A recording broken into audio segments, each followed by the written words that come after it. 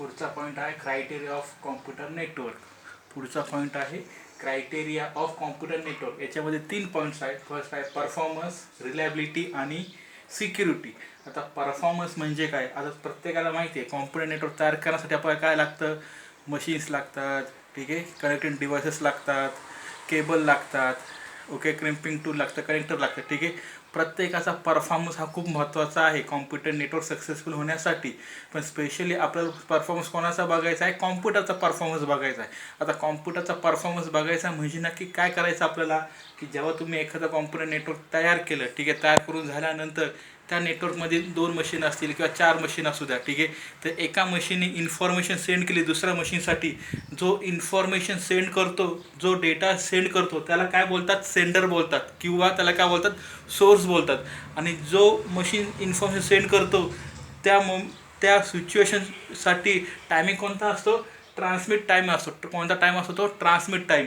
आणि जी machine information receive करते त्या मशीनला काय बोलतात, रिसिव्हर बोलतात, किंवा काय बोलतात, डेस्टिनेशन बोलतात. म्हणजे जी मशीन इन्फॉर्मेशन रिसीव्ह करणार, ठीक आहे, त्या मोमेंटला त्या सिच्युएशन टायमिंग कोणता असतो, रिस्पॉन्स टाईम असतो, ठीक आहे. म्हणजे त्याने रिस्पॉन्स टाईम कसा असेल त्याचा, त्यांनी रिस्पॉन्स काय दिला आहे, ठीक आहे. म्हणजे ट्रान्समिट टाईम आणि रिस्पॉन्स टाईम हे टायमिंग जर प्रॉपर असेल, परफेक्ट असेल कॉम्प्युटर नेटवर्कमध्ये, म्हणजेच त्या प्रत्येक मशीन्समध्ये, तर त्या नेटवर्कचा परफॉर्मन्स कसा असतो, बेटर असतो, गुड असतो, चांगला असतो, ठीक आहे. पुढचा पॉईंट आहे रिलायबिलिटी. रिलायबिलिटी म्हणजे 2 गोष्टी आहेत. फर्स्ट पॉईंट आहे ड्युरेबिलिटी आणि सेकंड आहे करेक्टनेस. आता कॉम्प्युटर नेटवर्क तयार करण्यासाठी तुम्हाला नंबर ऑफ थिंग्स तुम्हाला लागतात. कॉम्प्युटर लागेल, मशीन्स, कॉम्प्युटर, ठीक आहे, कनेक्टिंग डिव्हायसेस, केबल, कनेक्टर्स, ठीक आहे.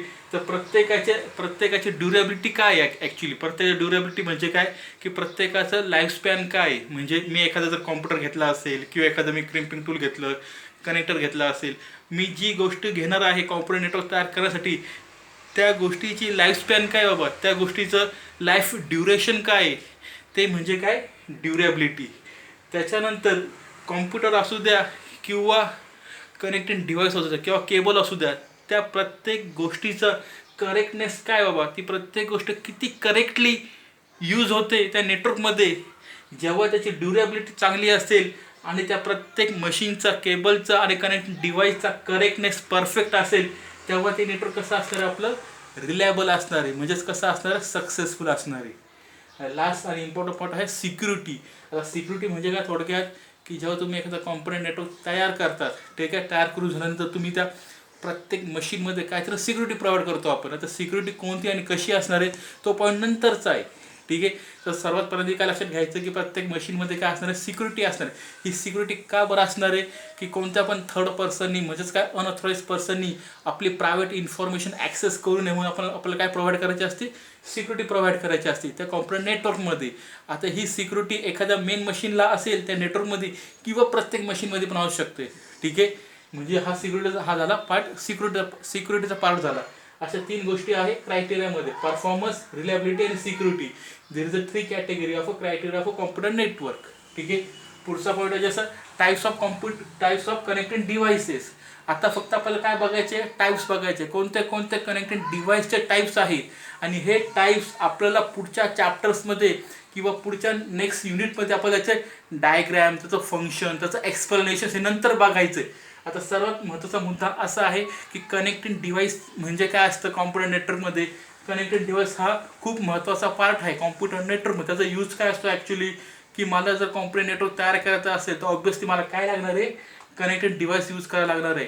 कनेक्टेड डिव्हाइसेस थ्रू मी प्रत्येक मशीन ही काय करू शकतो, एकमेकांना अटॅच करू शकतो, ठीक आहे. Without connected devices we cannot create a computer network, okay. आता कोणते टाईप्स आहे कनेक्टेड डिव्हाइसचे, फक्त टाईप्स बघायचे आपल्याला सध्या. हब काय, हे कनेक्टेड डिव्हाइस आहे. पहिलं कोणतं टाईप आहे, हबचे 3 टाईप कोणते, ॲक्टिव्ह हब, पॅसिव्ह हब आणि थर्ड नंबरचा आहे इंटेलिजंट हब. पुढचा टाईप आहे स्विच. नेक्स्ट आहे राउटरचे 2 टाईप कोणते, static router, second one is dynamic router.